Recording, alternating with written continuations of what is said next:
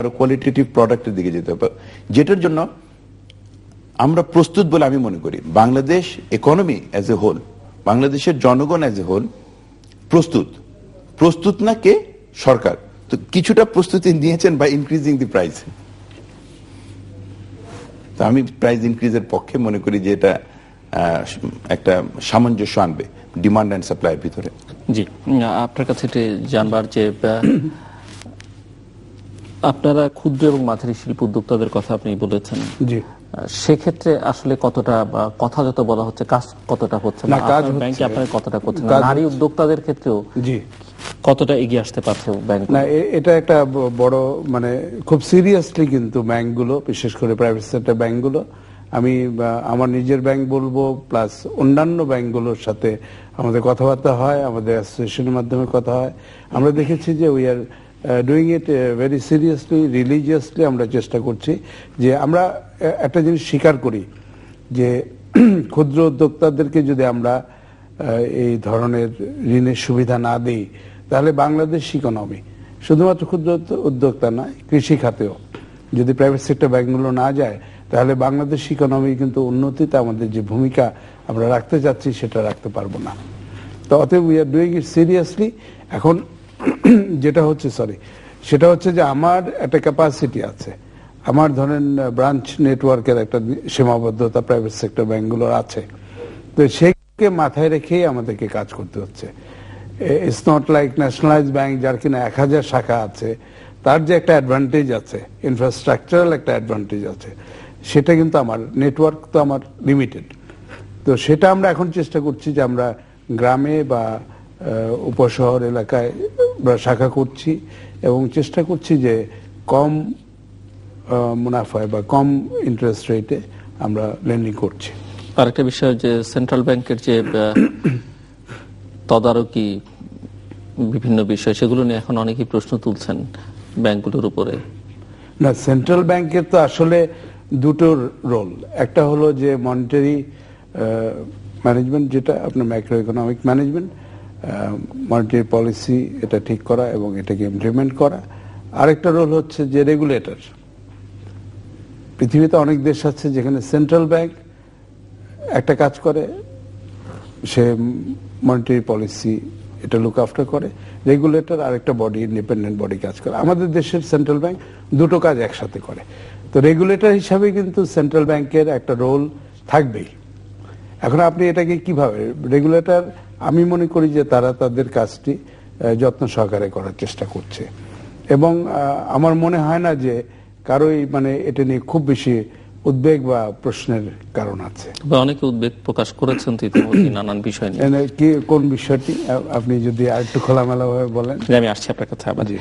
আপনার কাছে আমার যেটি আবার বিদ্যুতের প্রসঙ্গে আমরা যাই, যে সরকারকে আমরা দেখেছি যে নানা ধরনের পদক্ষেপ নিতে, আশু পদক্ষেপ সমস্যা সমাধানের জন্য, এর জন্য দিনের আলো সংরক্ষণের ব্যবস্থা করা, দোকানপাট একটা সময়ের মধ্যে বন্ধ করে দেয়া, এই যে রেশনিং এর নানা ধরনের পদ্ধতি, এগুলো আসলে কতটা কার্যকর পদক্ষেপ হতে পারে বাংলাদেশে যে বিদ্যুৎ সমস্যা, আবার এই যে ছোট ছোট বিদ্যুৎ ইউনিট দেয়া, এগুলো কি আলটিমেটলি খুব একটা কার্যকর কিছু সুফল দেবে কিনা আপনি কি মনে করেন?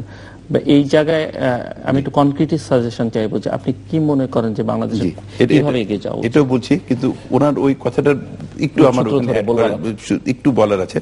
আমার মনে হয় বাংলাদেশ সেন্ট্রাল ব্যাংক এখন মানে বাংলাদেশ ব্যাংক নীতিগতভাবে কতগুলি খুব ভালো পলিসি নিয়েছে। যেরকম এগ্রিকালচার লোন ওনাদেরকে ইনসিস্ট করছেন, যেটা প্রায় 10% বেড়েছে ফ্রম বিফোর। এই গত মানে 31 ডিসেম্বরে যেটা ক্লোজিং, তখন তার আগের 31 ডিসেম্বরের ক্লোজিং এর থেকে 10%-এর মতন এগ্রিকালচার সেক্টরে এবং স্মল অ্যান্ড মিডিয়াম এন্টারপ্রাইজে ভেরি মাচ নেসেসারি। এবং আমি মনে করি বাংলাদেশ ব্যাংক খুব ভালো এভাবে নিয়েছে। প্রাইভেট সেক্টর ব্যাংকের ইনভলভমেন্ট হয়েছে, এটা একটা বড় কথা আর কি। এগ্রিকালচার সেক্টরটা আমাদের মতন গরিব দেশের, উনি যেটা বলছিলেন যে সিকিউরিটি ইন ডলার ম্যানেজমেন্ট, আমার মনে হয় থেকে অনেক বেশি প্রয়োজন ফুড সাপ্লাই ম্যানেজমেন্ট করা, এবং সেটা এগ্রিকালচার সেক্টরে লোন দেওয়ার মাধ্যমে সম্ভব। কামিং ব্যাক টু আপনার প্রশ্ন about managing the supply side, managing the demand side.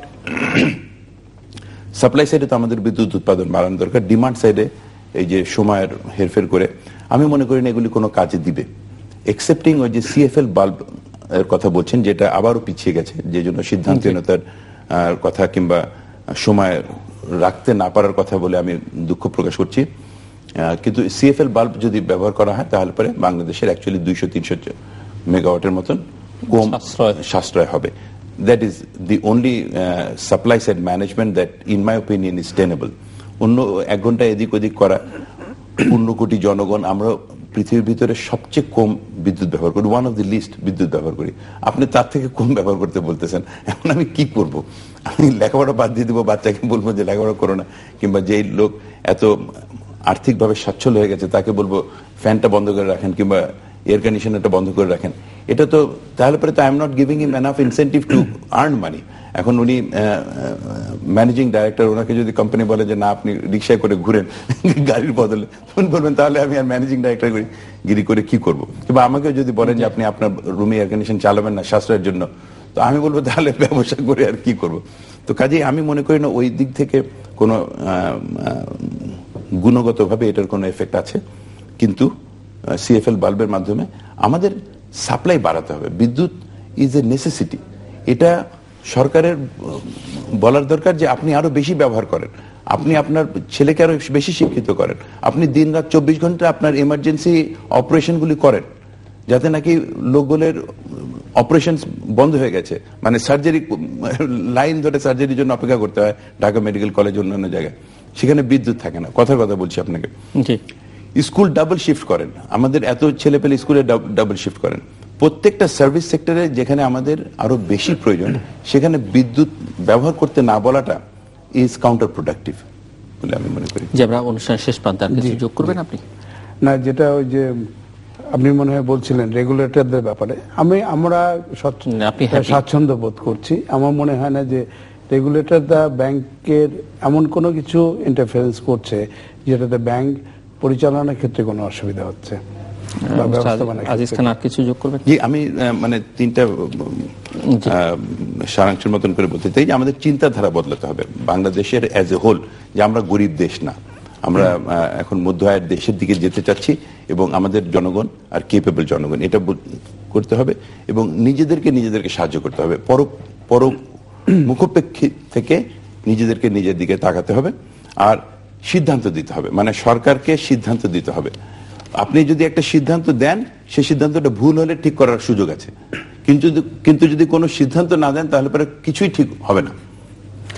এখানে আমি আরেকটা কথা যোগ করতে যাচ্ছি, সেটা হচ্ছে যে আমার মনে হয় সবার একটা রিকগনিশন দিতে হবে যে বাংলাদেশের ইকোনমিতে প্রাইভেট সেক্টর ব্যাংকগুলো একটা ভালো ভূমিকা রাখছে এবং ভবিষ্যতে রাখার সম্ভাবনা আছে।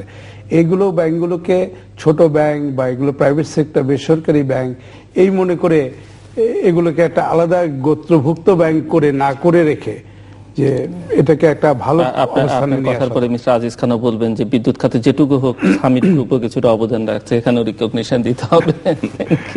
না, আমি পুরো বাঙালি জাতিকে রিকগনিশন দিতে চাই। Thank you so much. প্রিয় দর্শক, আমরা অনুষ্ঠানের শেষ প্রান্তে তৃতীয় মাত্রা সম্পর্কে আপনারা লিখতে পারেন। লিখবার ঠিকানা পরিচালক, তৃতীয় মাত্রা চ্যানেল, IGP বক্স 2433 ঢাকা 1000। যারা ইমেইল করতে চান তারা করতে পারবেন